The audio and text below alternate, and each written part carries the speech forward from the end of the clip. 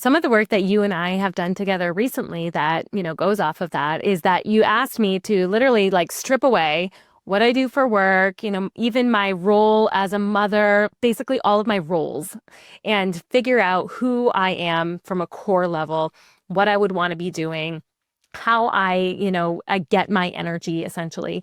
And so I'd love for you to talk a little bit about how you tangibly do that with your clients. Because I remember when I first got this assignment and we were first meeting as a group, and I just sat there quietly the whole time and I'm listening to other people kind of unpack it. And I'm like, I am a blank slate. I just felt like I did not have any idea even where to start when I took away all of those things that I feel like kind of are my identity or are tied to me right now. And you helped me dig deeper and figure out like, yes, those things are important to you, but this is who you are. This is what you would be doing. This is how to find alignment. And so can you help me or help our audience determine a good place to start with that?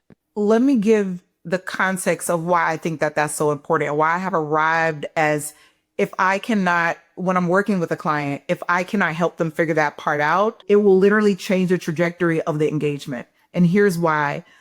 During my 5 years in corporate as a vice president at the global marketing agency I was telling you about, what I found is that when a lot of clients, and I'm talking about, you're talking about Pepsi, you're talking about Michael's, you're talking about some really big brands, even LinkedIn, that were coming to us for specific marketing help, right?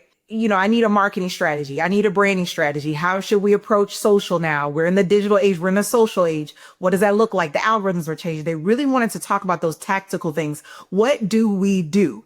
So even large brands are asking these types of questions, right? But what I realized was, and this was in the, when we were doing in the mastermind session, was Simon Sinek, I think, has done an amazing job of start with why, right? And we do start with why, but I think the part that is missing, not just for those bigger brands, but also for my executive clients that I was working with while in corporate was, but who are you? We can start with why, but we really need to understand who are you? Because from that center, everything else is going to determine what you do, why you do, where you do, how you do. That question that I ask, which is who are you, aside from the roles, the titles, even like you said, mom, business owner, community builder, whatever you want to call it. The reason why that question is so important is because even some of the largest brands that are making decisions that impact our lives on a day-to-day basis needed to answer the question about who they were, because that's what's going to drive their values. And so when we dwindle that down to the individuals that work within these brands, even your own brand or the audience's brand, when we dwindle it down to you, where every single decision that is going to change the trajectory of this business, who are you? When we can answer that question, when we can get an understanding of what that is, it changes up how we approach the type of work that we're doing, how we approach the type of teams that we're building, how we approach the type of products that we are serving to our customers, and honestly, the type of customers that we're even attracting. And I think when we do it for so long without knowing who we are, we go 5, 10, 15, 20 years not knowing who we are. We then wake up one day, is this business really fulfilling me? Is it really is it really supporting or helping me build a life that I know it is that I want to build? And then before we know it, we might even be resenting it, right? We might even be just frustrated about, should I change this up? Should I eliminate it all? Should I throw it away? Should I scale it? We find ourselves starting to do more when we don't just sit and just get an understanding of who am I? And so let me go back to the very specific question that you're asking, which is how do you do that?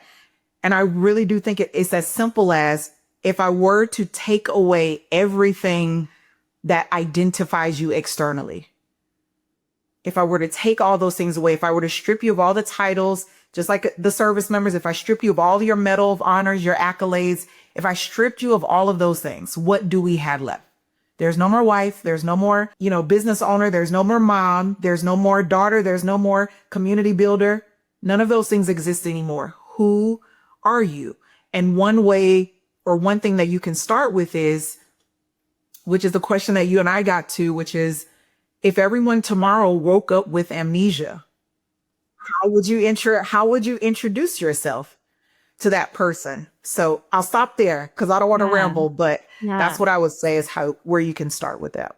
And one of the questions you asked me too is, what would you be doing? Like, if you could, it's just basically start all over again. Like, so sad to say, but like, no family, no business, no nothing.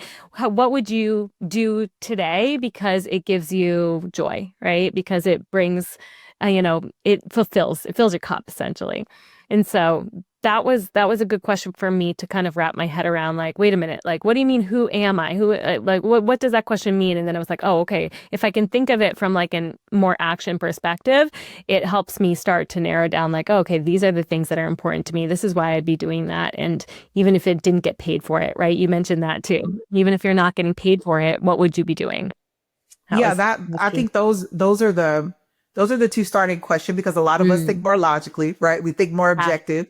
And those two questions that you're alluding to, was the first one was, if you could do something for the next 6 months, knowing that it was going to fail, what would that thing be? And if you could do something for the next year and you weren't paid in money, accolades, pat on the back, you got nothing from it, but you would still do it, then what would those things be? And I think it really flips on its head the positive way of those questions, which is like, if you had endless resources, or if you knew the next thing you would do was succeed, what would you do? I really think it humbles us. Why do we do the things that we do? And who are we when we are doing those things? Like, what is the thing that when you do it, you just feel like this must be heaven. It must be, without the titles and without the roles. It's a really, really powerful way to look at that. Thank you for watching this short clip. To watch or listen to this episode in its entirety, view the description below. See you next time.